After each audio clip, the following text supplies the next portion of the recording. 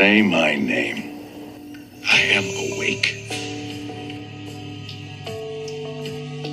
I am the danger. I am the one who knocks.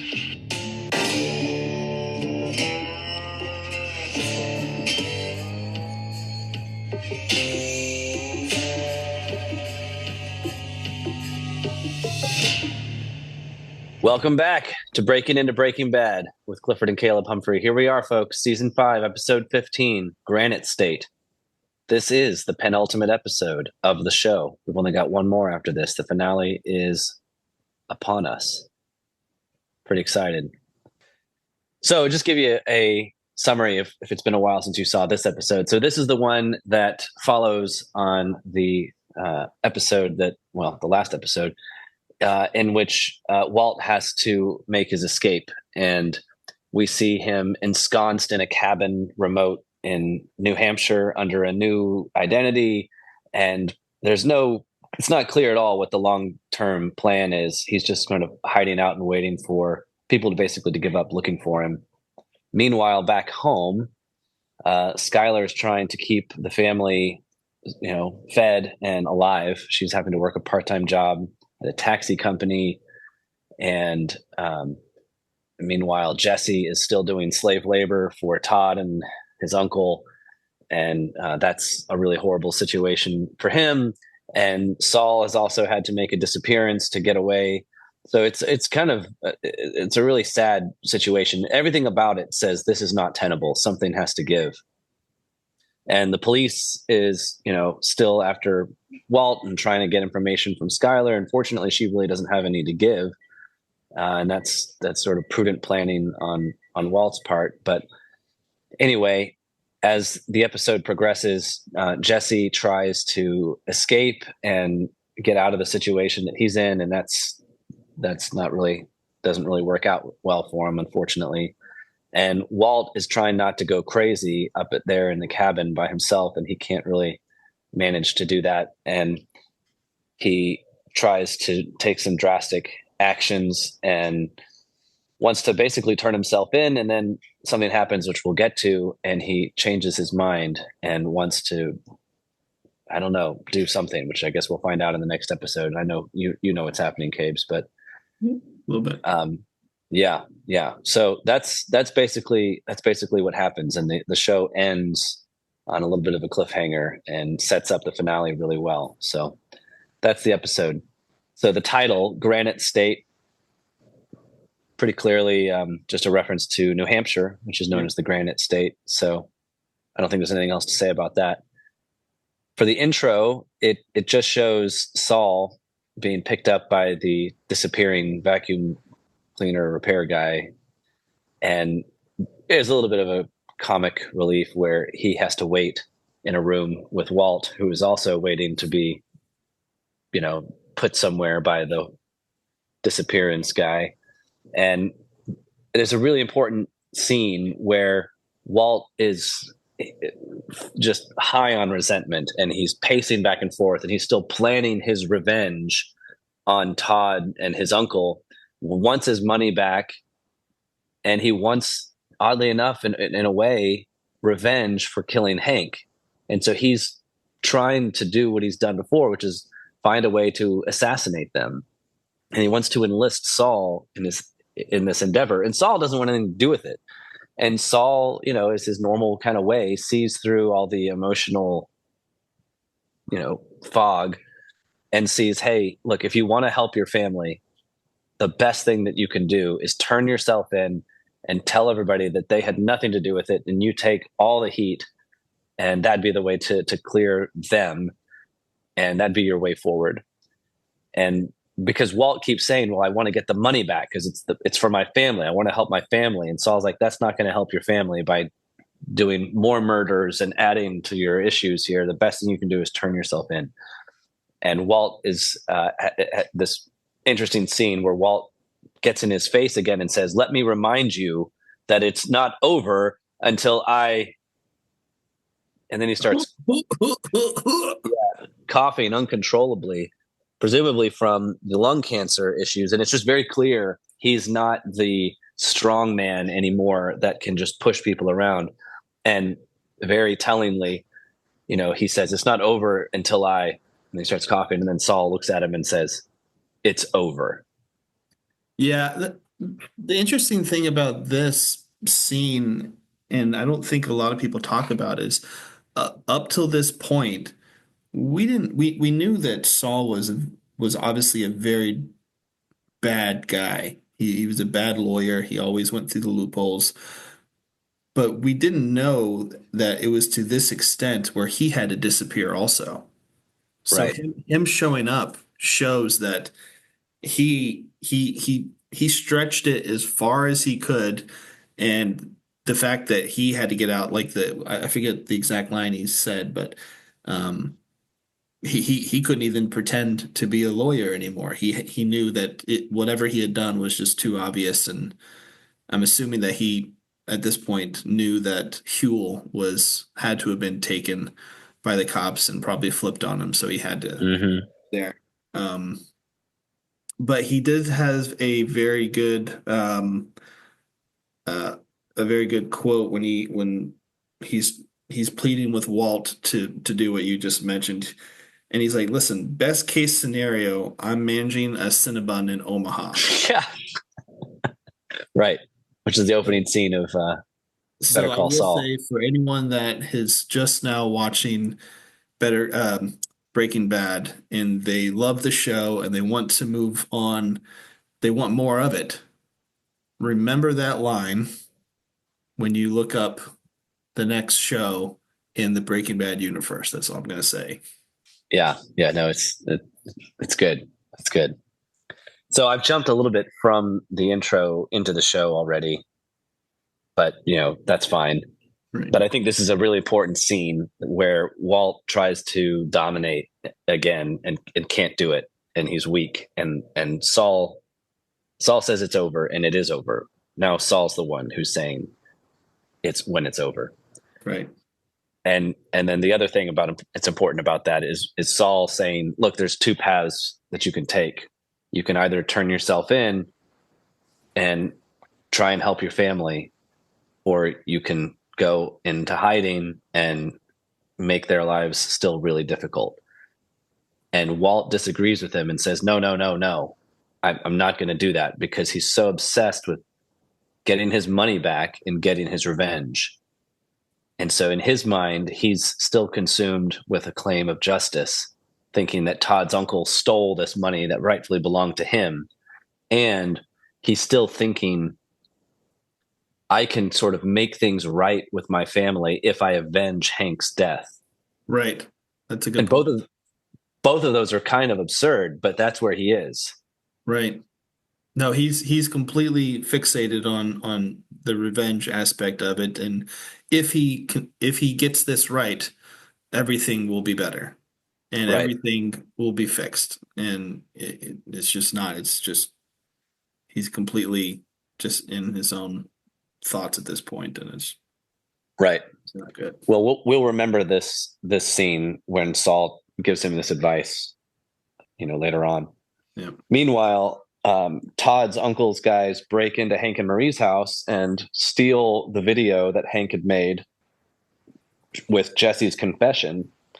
And they watch the whole thing and they see that Jesse completely was willing to turn on all of them, and particularly Todd. And it zooms in on this scene where Jesse is telling everybody about the time when Todd shot the little kid. And Todd's uncle is ready to just execute Jesse there in his cell.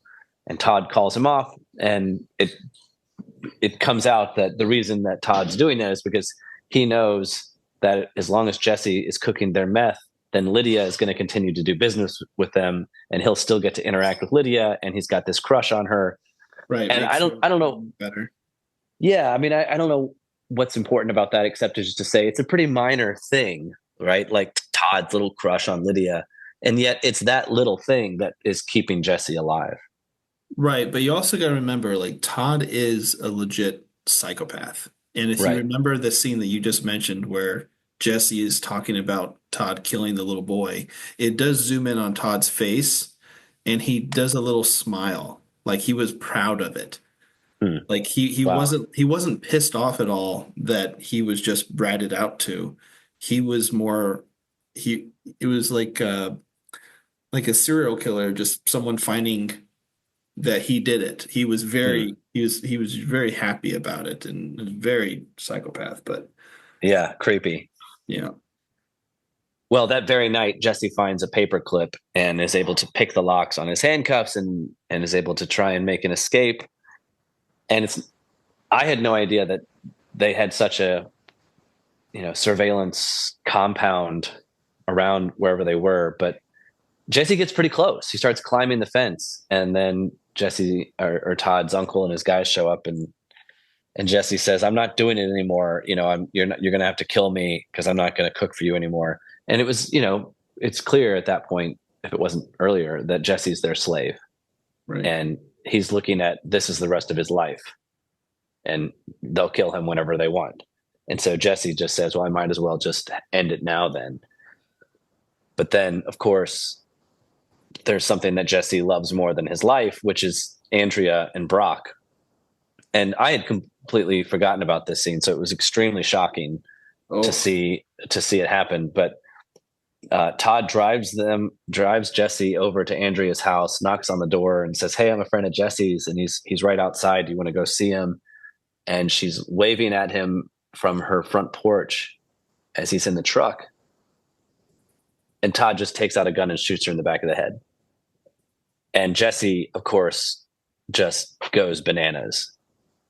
And they tell him, "Don't forget, there's still Brock." And I guess it's a threat. Like, unless you cook for us, we're going to kill Brock, oh, right? for sure. For sure. That was one of the hardest scenes to watch because Todd did it just so nonchalant, very similar to how when he killed the boy out in the desert. He has zero sympathy for it, and it was just another awful death that was very close to Jesse.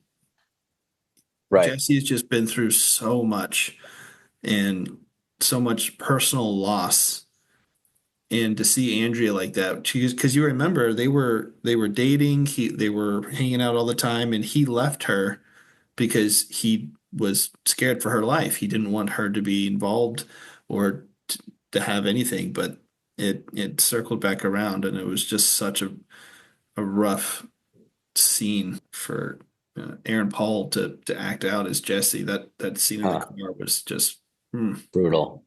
Brutal. Yeah. I mean, it goes back to what your point about Todd being an absolute psychopath, because you think that it would have been enough for Jesse to just see them, knock on the door, and talk to her, right. and for Todd to be like, "You know what I'm capable of. Like, if you don't cook for us, we're just going to shoot her." But no, he goes to the extreme length of just executing her. And at that point, I mean, I'm thinking like Brock's going to be institutionalized and sent who knows where, and they'll lose touch with it. I mean, it just seems like a bad plan to me. Um, and just, of course, excessively cruel and unnecessary. But Mhm. I guess more to the psychopathic point about Todd. So I guess then Jesse gets in line and starts cooking again. Meanwhile, Skyler is getting grilled at the police department, and they're wanting her to give information, and she has no idea where he is, right? I mean, she has no idea, so she can't give them really anything. But she's also been armed with Walt's phone call to be able to plead ignorance about the whole thing and say, it was his business. I didn't really know anything about it, even though they know that she's the one who kept the books and would have had to know about the money and all of that. But they just are completely concerned with finding Walt, and they're not gonna get it from Skylar. And there's a scene of her back home. I don't think she says anything. She's just sort of looking out the window, and she's smoking again. And we know that she quit smoking for a while, and she's sort of picked it back up. And that I guess just communicates sort of how frazzled she is right now, which Yeah. is completely understandable. And then at that point, that's when Todd and his guys break into her house and go into Holly's room. Hmm. And I mean, if she's not freaked out enough, then like she's definitely freaked out now. See these masked guys in her little daughter's room. and there's policemen watching their house. So they get in somehow very secretly, and they get her to promise that she's not going to say anything about Lydia, which I'm thinking like she was probably not even, she doesn't know anything about Lydia. Like she doesn't know where Lydia fits into this whole thing. We know that they had a confrontation at the car wash. Right. And Walt told Skyler that she was a business associate. Right. So that's all that she knows, but it's probably enough. Well, Info. this seemed like a rare episode of them trusting her. I mean, what good is her promise? Right? I mean, like they don't really have anything on her, except they do scare her and say, if you do tell, then we'll come back here and we'll do something to you or hurt your daughter or something. Right. And Todd, we see Todd meet Lydia at the diner, and Right. Lydia brings up that scare, like, well, how do we know? I thought you were actually going to handle this. Right. And how do you know that this is going to work? And he was like, listen, we put a pretty big scare into her. I think you're good. And then he gets her to completely change tune by saying, listen, we got the meth up to 92% because she was getting ready to walk out. Right. And then Right. she just saw money signs because of the 92%. Yeah, because we know that there's no one more paranoid in this show than Lydia. Right. And she normally would not at all be satisfied with oh no, it's totally cool. She promised she wasn't going to say anything. Mm-hmm. I mean, I'm just thinking of like when Walt was trying to get Hank to promise not to go after Jack and those guys. You know what I mean? Like, no, that's not, that promise is not worth anything. Mm-hmm. So I think what that scene in the coffee shop shows is that, yeah, that wasn't good enough for Lydia. Even that wasn't good enough. The scare that they put in Skyler wasn't enough to keep Lydia around. It was only when he told her, we got the meth blue and up to 92. Right.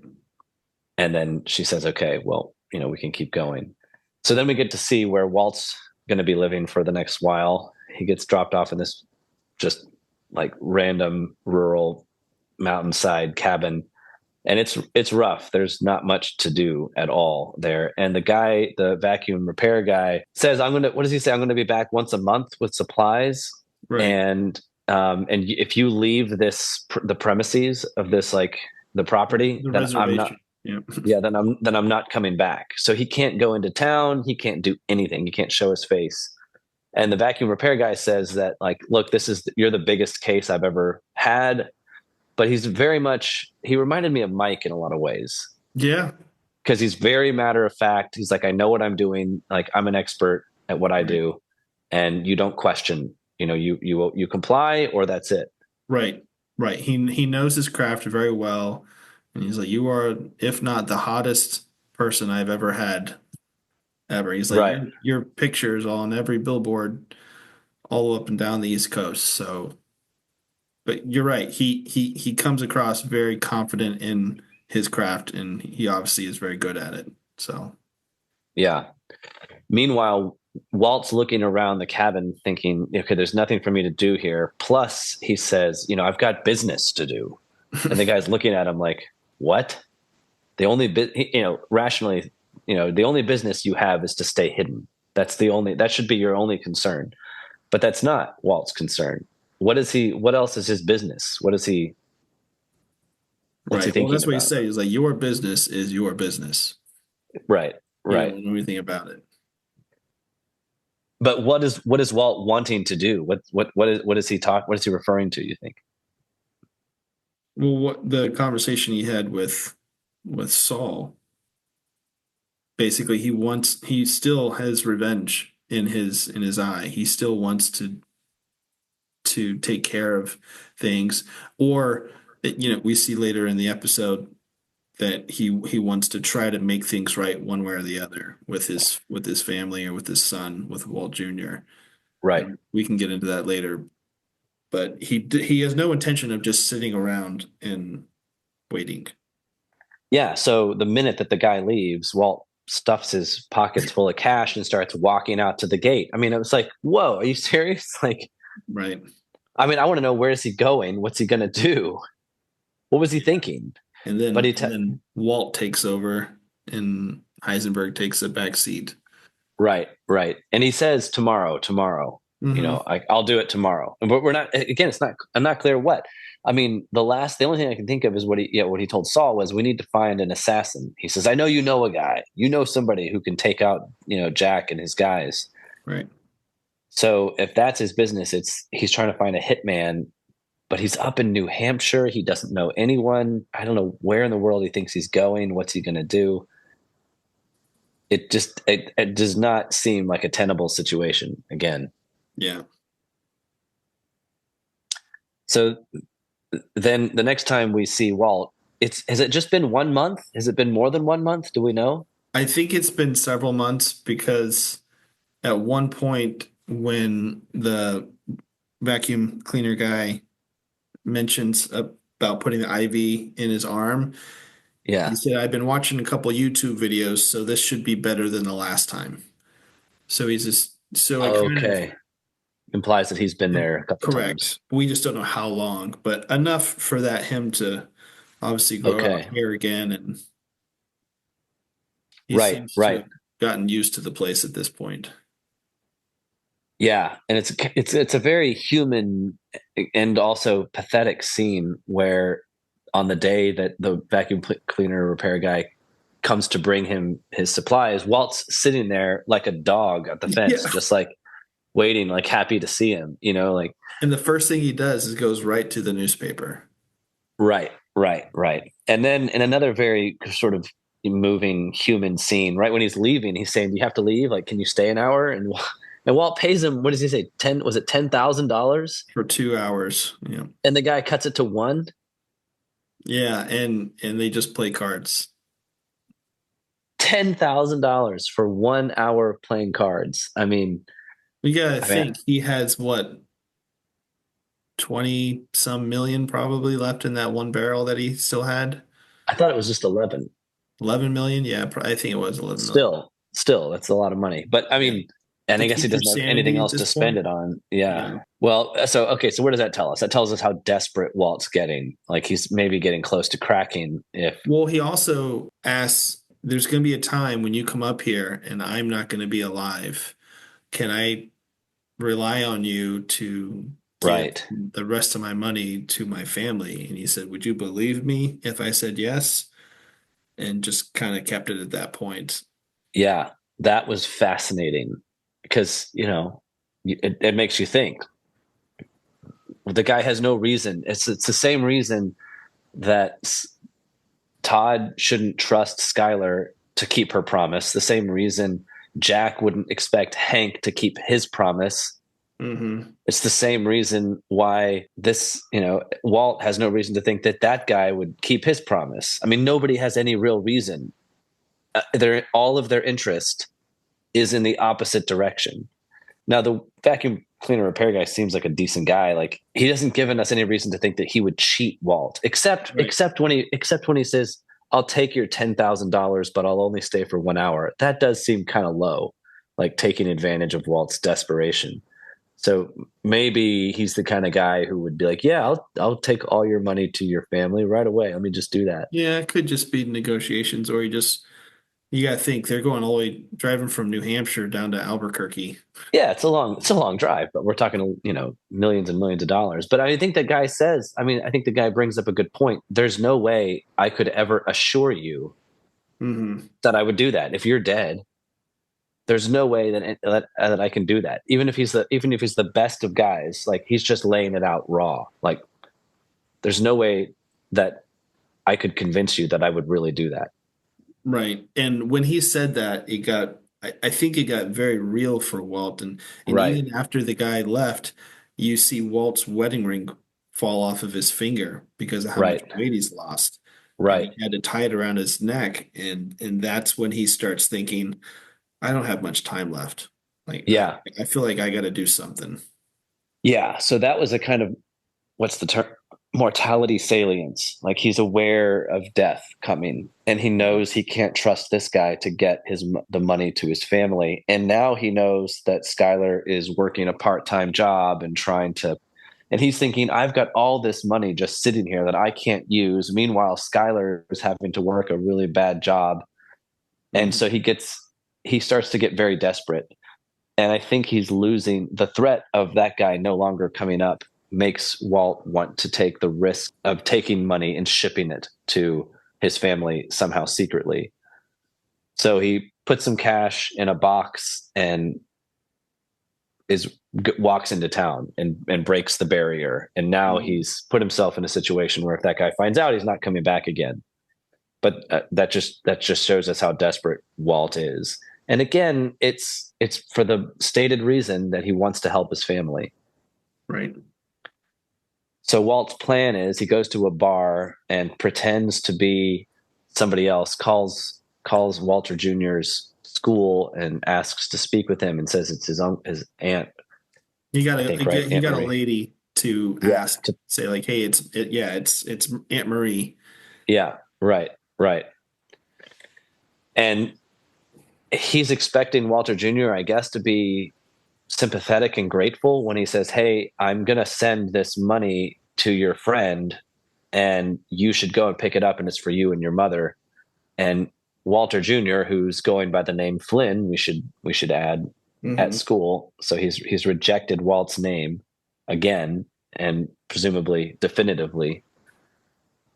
And he blows up on him and says, how dare you? I can't believe you think, that this is the way to help us. And, I wish you would die. I mean, that's a really hard thing to hear. Mm-hmm. And he basically said, you murdered Uncle Hank. I don't want anything to do with you. Right. Yeah, that line was especially interesting, I think, because we've seen since episode 1, right there at Walt's birthday, when Hank's got the gun and he's showing Walter Jr., we see that there's already a kind of a competition for the father figure in Walter Jr.'s life. And he's always looked to Uncle Hank as that kind of father that he wanted Walt to be, but never was. Right. He was more of the protector than Walt was more the advisor. Right. And when you're young, that's very impressionable on you. Oh yeah. To look at someone like that. So right. They would definitely had a very close relationship. So the irony of the situation is that he disowns his dad's name and he rejects his offer to help because his real father, in his mind at least, murdered the father figure. And so figuratively here and now literally, Walter Jr., now Flynn, has cut off his father and doesn't even want the money for his, to help them. And he says, I wish you would die. Yeah. And I think at that point, I don't know, what's Walt thinking? I mean, it was a stab to his heart because I feel like this is what he kind of conjured up in his mind as a last ditch effort to help his family. And when hearing Walt Jr. or Flynn say those words to him, it was just a dagger to the heart because we see right after that he makes a call to the DEA and says, basically turns himself in and just leaves the phone hanging. Right. Yeah. And it brings back to mind Saul's advice to turn himself in so that he can help his family.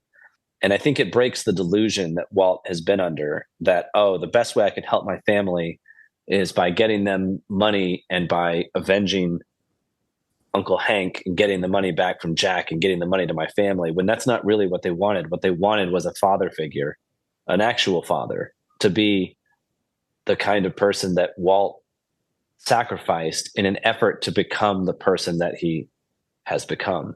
Right. So when he calls the DEA, it's an admission of defeat, not just, my plan's not working out, but that it's over. As Saul said, it's over.